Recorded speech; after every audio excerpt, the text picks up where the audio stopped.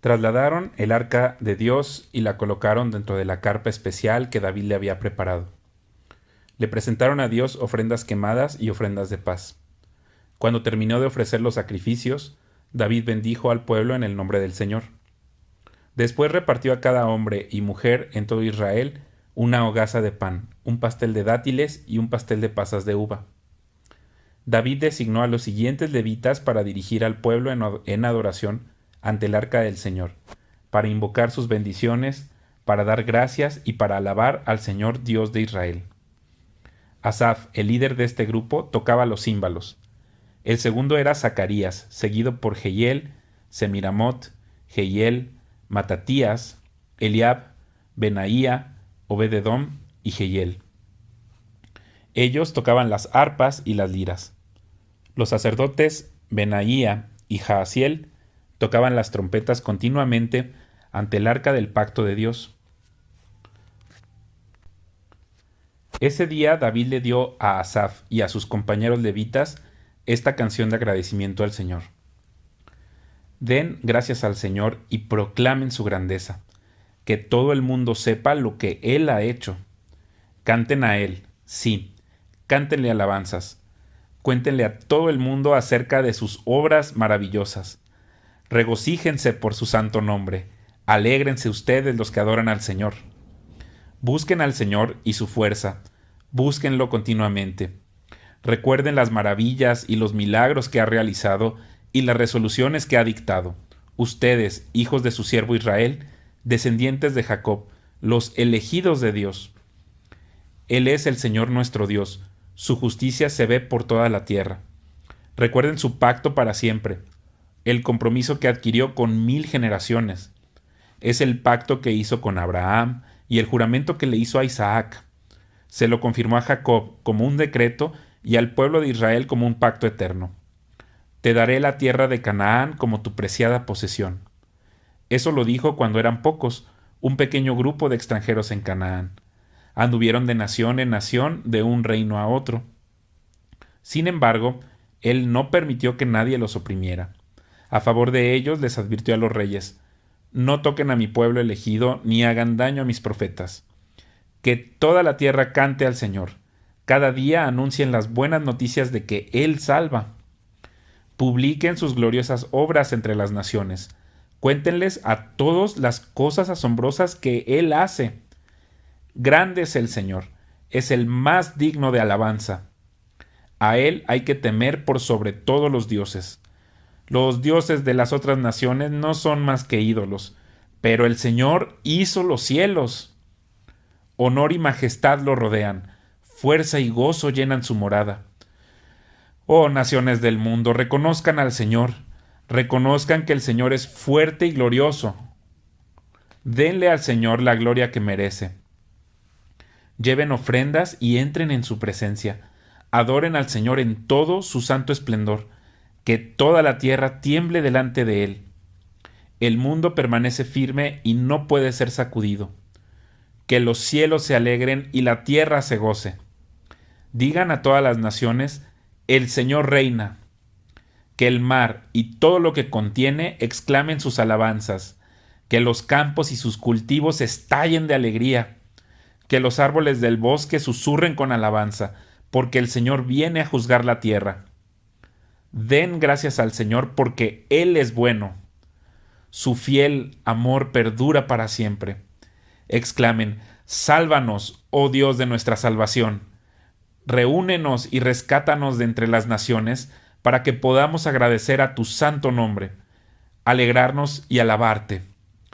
Alaben al Señor, Dios de Israel, quien vive desde siempre y para siempre. Y todo el pueblo exclamó: Amén, y alabó al Señor. David dispuso que Asaf y sus hermanos levitas sirvieran continuamente ante el arca del pacto del Señor, encargados de hacer todo lo necesario cada día. En este grupo estaban como porteros Obed-edom, hijo de Jedutún, Osa y otros 68 levitas. Mientras tanto, David colocó al sacerdote Sadoc y a sus colegas sacerdotes en el tabernáculo del Señor en el lugar de adoración en Gabaón, donde siguieron sirviendo delante del Señor. Cada mañana y cada tarde sacrificaban al Señor las ofrendas quemadas habituales sobre el altar apartado para ese propósito, en obediencia a todo lo que está escrito en la ley del Señor, como él se lo había ordenado a Israel. David también designó a Emán, a Jedutún y a los demás que fueron elegidos por nombre para darle gracias al Señor, porque su fiel amor perdura para siempre. Acompañaban sus cánticos de alabanzas a Dios con trompetas, címbalos y otros instrumentos, y los hijos de Jedutún fueron designados como porteros. Luego todos regresaron a su casa, y David volvió a su hogar para bendecir a su propia familia. Una vez instalado en su palacio, David mandó a llamar al profeta Natán. «Mira», le dijo David, «yo vivo en un hermoso palacio de cedro, mientras que el arca del pacto del Señor está allá fuera debajo de una carpa». Natán le respondió a David: «Haz todo lo que tienes pensado, porque Dios está contigo». Pero esa misma noche Dios le dijo a Natán: «Ve y dile a mi siervo David, esto ha declarado el Señor: no serás tú el que construya una casa en la que yo viva.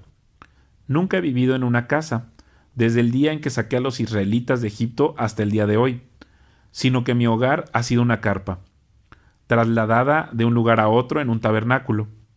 Sin embargo, no importa dónde haya ido con los israelitas, ni una sola vez me quejé ante los líderes de Israel, los pastores de mi pueblo.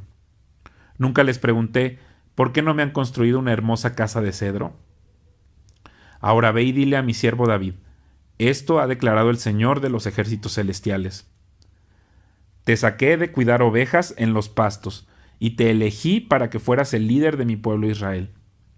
He estado contigo donde quiera que has ido, y destruí a todos tus enemigos frente a tus propios ojos. Ahora haré que tu nombre sea tan famoso como el de los grandes que han vivido en la tierra. Le daré una patria a mi pueblo Israel y lo estableceré en un lugar seguro donde nunca será molestado. Las naciones malvadas no lo oprimirán como lo hicieron en el pasado, cuando designé jueces para que gobernaran a mi pueblo Israel, y derrotaré a todos tus enemigos. Además, yo declaro que el Señor construirá una casa para ti, una dinastía de reyes. Pues cuando mueras y te reúnas con tus antepasados, levantaré a uno de tus descendientes, a uno de tus hijos, y fortaleceré su reino. Él es quien edificará una casa, un templo para mí, y afirmaré su trono para siempre. Yo seré su padre y él será mi hijo. Nunca le retiraré mi favor, como lo retiré de quien reinó antes de ti. Lo confirmaré como rey sobre mi casa y sobre mi reino para siempre, y su trono estará seguro para siempre». Entonces Natán regresó a donde estaba David y le repitió todo lo que el Señor le había dicho en la visión. Entonces el rey David entró y se sentó delante del Señor y oró: «¿Quién soy yo, oh Señor Dios, y qué es mi familia para que me hayas traído hasta aquí? Y ahora, oh Dios, sumado a todo lo demás, hablas de darle a tu siervo una dinastía duradera. Hablas como si yo fuera una persona muy importante, oh Señor Dios. ¿Qué más puedo decirte acerca de la forma en que me has honrado? Tú sabes cómo es realmente tu siervo. Señor, por amor a tu siervo y según tu voluntad, hiciste todas estas grandes cosas y las diste a conocer. Oh Señor, no hay nadie como tú. Ni siquiera hemos oído de otro Dios como tú. ¿Qué otra nación sobre la tierra es como tu pueblo Israel?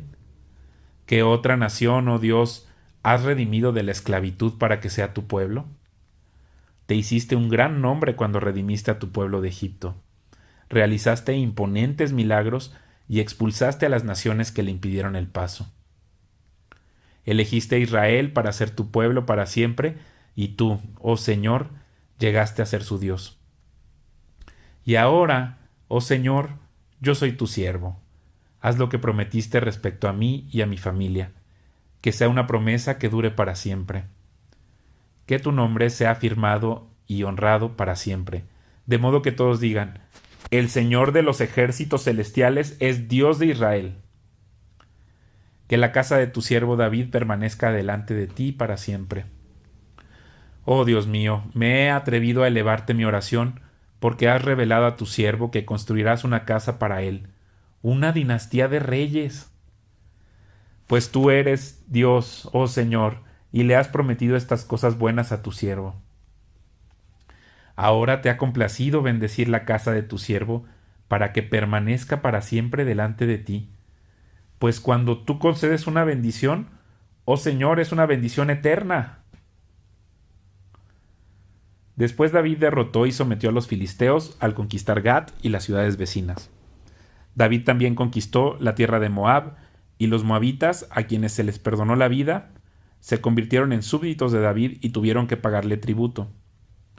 David también destruyó las fuerzas de Hadad-ezer, rey de Soba, hasta Hamat, cuando Hadad-ezer marchó para fortalecer su control a lo largo del río Éufrates. David capturó 1000 carros de guerra, 7000 conductores de carros y 20,000 soldados de infantería. Les lició los caballos de Tiro, excepto los necesarios para 100 carros de guerra. Cuando los arameos de Damasco llegaron para ayudar al rey Hadad-ezer, David mató a 22,000 de ellos. Luego puso varias guarniciones militares en Damasco, la capital aramea, y los arameos se convirtieron en súbditos de David y le pagaban tributo. Así que el Señor le daba la victoria a David donde quiera que iba. David llevó a Jerusalén los escudos de oro de los oficiales de Hadad-ezer, junto con una gran cantidad de bronce de las ciudades de Teba y de Cún, que pertenecían a Hadad-ezer. Tiempo después, Salomón fundió el bronce y moldeó un enorme tazón de bronce llamado el Mar, además de las columnas y los diversos objetos de bronce usados en el templo. Cuando Toi, rey de Hamat, se enteró de que David había destruido a todo el ejército de Hadad-ezer, rey de Soba, envió a su hijo Joram para felicitar al rey David por su exitosa campaña. Hadad-ezer y Toi habían sido enemigos y con frecuencia estaban en guerra. Joram le obsequió a David muchos regalos de oro, de plata y de bronce. El rey David dedicó todos estos regalos al Señor, junto con el oro y la plata que había traído de las otras naciones, de Edom, de Moab, de Amón, de Filistea y de Amalec. Abisai, hijo de Sarbia, aniquiló a 18,000 edomitas en el Valle de la Sal. Puso guarniciones militares en Edom, y los edomitas se convirtieron en súbditos de David. Es más, el Señor le daba la victoria a David donde quiera que iba. De modo que David reinó sobre todo Israel e hizo lo que era justo y correcto para su pueblo. Joab, hijo de Sarbia, era el comandante del ejército. Josafat, hijo de Ahilud, era el historiador del reino. Sadoc, hijo de Ahitob, y Ahimelech, hijo de Abiatar, eran los sacerdotes. Seraías era el secretario de la corte. Benaía, hijo de Joiada, era el capitán de la guardia personal del rey, y los hijos de David servían como ayudantes principales del rey. Después de un tiempo murió Naas, rey de los amonitas, y su hijo Hanún subió al trono. David dijo: «Le mostraré lealtad a Hanún, porque su padre Naas siempre me fue leal». Entonces David envió mensajeros a Hanún para expresarle sus condolencias por la muerte de su padre. Pero cuando los embajadores de David llegaron a la tierra de Amón, los comandantes amonitas le dijeron a Hanún: ¿realmente cree que estos hombres vienen para honrar a su padre? No, David los ha enviado a espiar la tierra para luego venir y conquistarla. Entonces Hanún tomó presos a los embajadores de David, les afeitó la barba, les cortó los mantos a la altura de las nalgas y los envió avergonzados de regreso a David. Cuando llegó a oídos de David lo que les había sucedido a sus hombres, envió mensajeros para decirles: «Quédense en Jericó hasta que les crezca la barba y luego regresen», pues se sentían muy avergonzados de su aspecto. Cuando el pueblo de Amón se dio cuenta de qué tan seriamente había provocado el enojo de David, Hanún y los amonitas enviaron 34,000 kilos de plata para contratar carros de guerra y sus conductores de Aram Naharaim, de Aram Maaca y de Soba. También contrataron 32,000 carros de guerra y lograron el apoyo del rey de Maaca y su ejército. Estas fuerzas acamparon en Medeba, donde se les unieron las tropas amonitas que Hanún había reclutado en sus propias ciudades. Cuando David se enteró, envió a Joab con todos sus guerreros a pelear contra ellos. Las tropas amonitas se pusieron en pie de guerra a la entrada de la ciudad, mientras los otros reyes tomaron posiciones para pelear a campo abierto. Cuando Joab vio que tendría que luchar tanto por el frente como por la retaguardia, eligió a algunas de las tropas selectas israelitas y las puso bajo su propio mando para luchar contra los arameos a campo abierto. Dejó al resto del ejército bajo el mando de su hermano Abisai, quien atacaría a los amonitas. Si los arameos son demasiado fuertes para mí, entonces ven en mi ayuda, le dijo Joab a su hermano. Si los amonitas son demasiado fuertes para ti, te ayudaré. Sé valiente. Luchemos con valor por nuestro pueblo y por las ciudades de nuestro Dios, y que se haga la voluntad del Señor. Cuando Joab y sus tropas atacaron, los arameos comenzaron a huir. Al ver que los arameos corrían, los amonitas también huyeron de Abisai y retrocedieron a la ciudad. Así que Joab regresó a Jerusalén. Al darse cuenta los arameos de que no podían contra Israel, enviaron mensajeros para pedir tropas adicionales arameas del otro lado del río Éufrates. Estas tropas estaban bajo el mando de Sobac, el comandante de las fuerzas de Hadad-Ezer. Cuando David oyó lo que sucedía, movilizó a todo Israel, cruzó el río Jordán y puso a sus hombres en formación de batalla. Luego entró en combate con los arameos y ellos lucharon contra él, pero nuevamente los arameos huyeron de los israelitas. Esta vez las fuerzas de David mataron a 7,000 conductores de carros de guerra y a 40,000 soldados de infantería, entre estos a Sobac, el comandante del ejército. Cuando los aliados de Hadad-Ezer vieron que Israel los había derrotado, se rindieron a David y se convirtieron en sus súbditos. Después de esto, los arameos nunca más quisieron ayudar a los amonitas.